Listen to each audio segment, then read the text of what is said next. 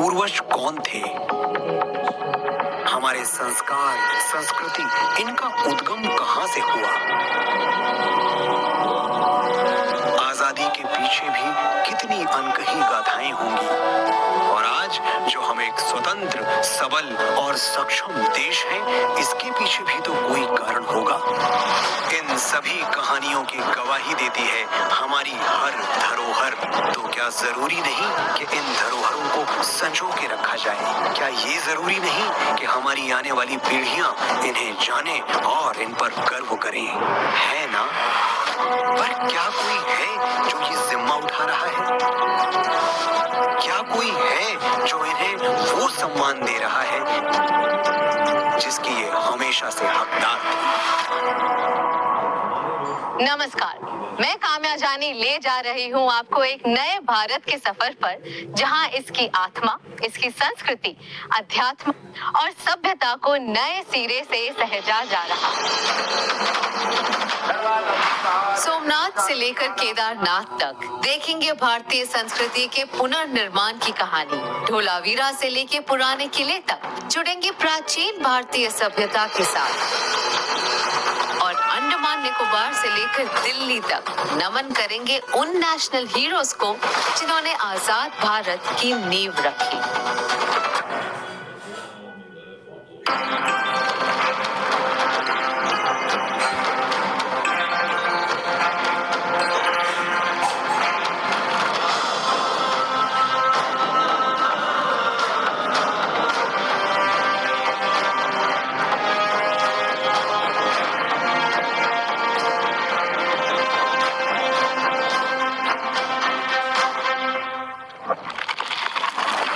शुरुआत करते हैं सतयुग से। ये कहानी है ब्रह्मा, विष्णु और महेश्वर की। ये तब की बात है जब महादेव ने ब्रह्मा और विष्णु जी के ऊपर क्रोधित होकर ज्योति स्तंभ का रूप लिया और उस स्तंभ की ज्योति धरती पर जहाँ जहाँ पड़ी, उन स्थानों पर आज हम शिव जी के ज्योतिर्लिंग को देखते हैं। 12 ज्योतिर्लिंगों में सबसे पहले आते हैं श्री सोमनाथ महादेव।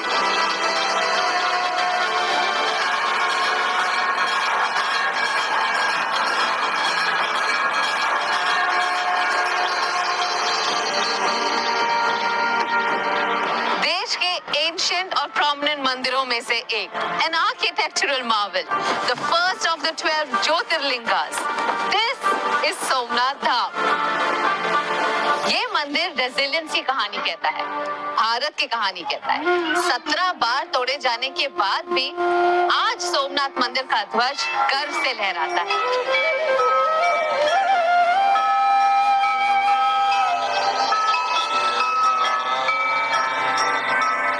2021 में प्राइम मिनिस्टर मोदी ने इस मंदिर के कई प्रोजेक्ट्स इनॉग्रेट किए और अब इस स्पिरिचुअल सेंटर को प्रसाद स्कीम के तहत वो इंफ्रास्ट्रक्चर और सुविधाएं मिली है जो आने वालों के एक्सपीरियंस को और भी इमर्सिव बनाए। और आज लाभ ये हो रहा है कि इन सारी चीजों ने भारत के टूरिज्म को भी एक बहुत बड़ा बल दिया है। भारत की नई पीढ़ी को हमारी उन पुरातन महान परंपराओं को तरफ नए सिरे से देखने का एक आकर्षण बना है।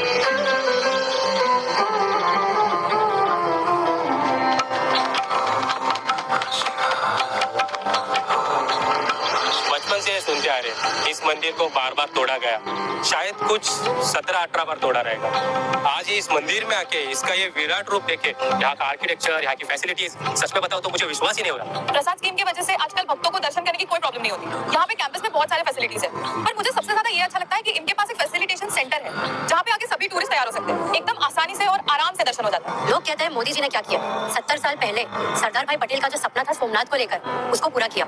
सोमनाथ हो या अयोध्या हो, ऐसा लगता है कि हमारे भारत का, हमारी संस्कृति का एक पुनर्निर्माण है।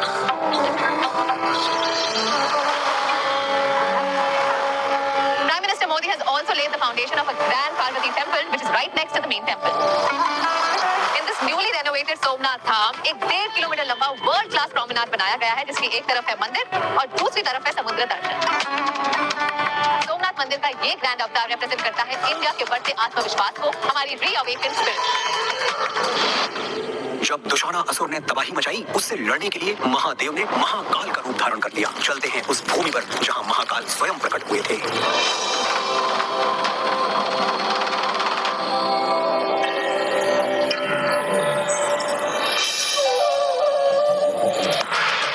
पुराण हो या कालिदास का मेघदूत, महाकालेश्वर मंदिर का वर्णन हर जगह बड़े डिटेल में मिलता है। Out of all 12 Jyotirlingas, only here the Shivling faces south, signifying the Lord of Time and Death. हर साल लगभग 1.5 करोड़ श्रद्धालु यहाँ शिव दर्शन के लिए आते हैं, लेकिन इतने लोगों को संभालने के लिए यहाँ का इंफ्रास्ट्रक्चर पर्याप्त नहीं था। A lot of congestion made the pilgrimage a daunting task. लेकिन लोगों के सेंटिमेंट्स की रिस्पेक्ट करते हुए अब प्रधानमंत्री मोदी जी ने इस धाम का कायाकल्प करने का बीड़ा उठाया। महाकाल लोक में लौकिक कुछ भी नहीं है, शंकर के सानिध्य में साधारण कुछ भी नहीं, सब कुछ अलौकिक है, असाधारण है, अविस्मरणीय है। जय जय महाकाल। अब यहाँ है ड्रिंकिंग वाटर और सैनिटाइजेशन फैसिलिटीज, चौड़े रास्ते, एल्डरलीज के लिए इलेक्ट्रिक व्हीकल, कैंपस में है खाने पीने की व्यवस्था और भी बहुत कुछ। साथ ही भक्तों की सुविधा के लिए हर इंस्टॉलेशन और स्कल्पचर के आगे टेक्नोलॉजी को पिरोया गया है। आज से पहले भी 2 बार तो मैं यहाँ आ चुकी हूँ, पर इस बार का जो माहौल है वो कुछ और ही है। What I'm seeing, it's phenomenal. भीड़ तो आज भी लगी रहती है, लेकिन दर्शन के लिए ज्यादा देर किसी को रुकना नहीं पड़ता, सब फटाफट हो जाता है।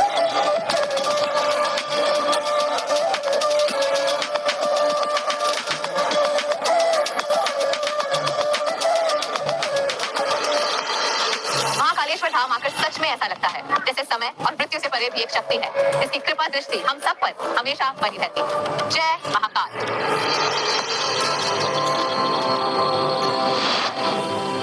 सतयुग की ही बात है जब भगवान श्री विष्णु जी ने अपना सुदर्शन चक्र चलाकर मां सती के मृत शरीर को 52 टुकड़ों में बांट दिया। तब धरती पर जिन जिन जगहों पर मां सती के अंग गिरे, वहां एक एक शक्तिपीठ मौजूद है, जिनमें से एक है पावागढ़।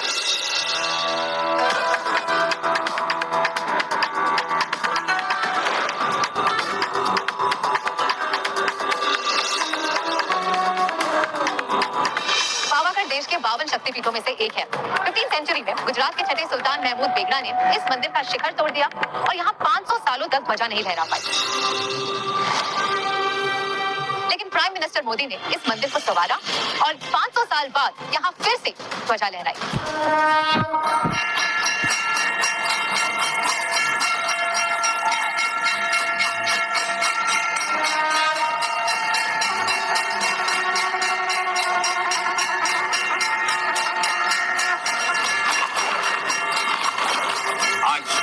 सदियों बाद पावागढ़ मंदिर में एक बार फिर शिखर पर ध्वज फहरा रहा है।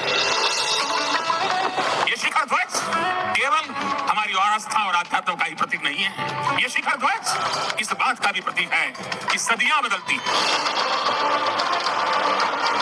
युग बदलते हैं, लेकिन आस्था का शिखर शाश्वत रहता है। मां काली माता की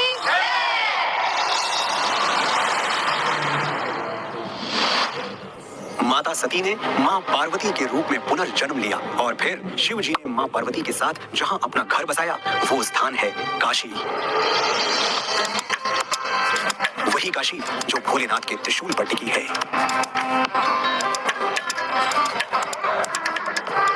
जीवन मरण के चक्र से मुक्त होकर अगर किसी को मोक्ष प्राप्ति करनी है तो उसका रास्ता केवल एक जगह पर ही मिल सकता है, बनारस। यहाँ बसते हैं हमारे जग के दाता श्री काशी विश्वनाथ।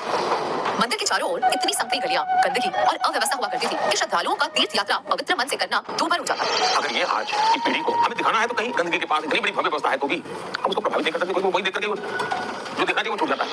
गांधी जी ने भी 100 साल पहले काशी की अव्यवस्था की ये समस्या व्यक्त की थी, जो आखिरकार अब प्रधानमंत्री मोदी जी के हाथों इनॉग्रेटेड काशी विश्वनाथ धाम प्रोजेक्ट से सॉल्व हो गई। इस प्रोजेक्ट को 32 महीनों के रिकॉर्ड टाइम में बनाया गया है। प्रधानमंत्री मोदी जी के विजन के तहत काशी का ऐसा कायाकल्प हुआ कि इसे मिला वो ग्रैंड अवतार जिसका काशी विश्वनाथ धाम हमेशा से हकदार था। अब काशी मंदिर सीधा ललिता घाट से जुड़ा है, जिसे अब डिवोटीज रिचुअल्स के मुताबिक डायरेक्टली गंगा स्नान के बाद यहाँ से जल लेकर भोले बाबा को चढ़ा सकते हैं। 20 फीट चौड़े कॉरिडोर के साथ मंदिर को अपना एक ग्रैंड कोर्टयार्ड भी मिला है। काशी विश्वनाथ मंदिर के कंप्लीट ट्रांसफॉर्मेशन से इस ऐतिहासिक और पौराणिक टेंपल को मिली है वर्ल्ड क्लास अमेनिटीज, जो देश की स्पिरिचुअल कैपिटल काशी को एक वर्ल्ड क्लास स्पिरिचुअल डेस्टिनेशन भी बनाएगी। ये तब की बात है जब सरजू किनारे सूर्यवंशी दशरथ के यज्ञ से जन्म हुआ मर्यादा पुरुषोत्तम का, जिनका नाम हर दिल में बसा है। चलते हैं उनकी पवित्र जन्मभूमि पर, मोक्षदायिनी श्री अयोध्यापुरी।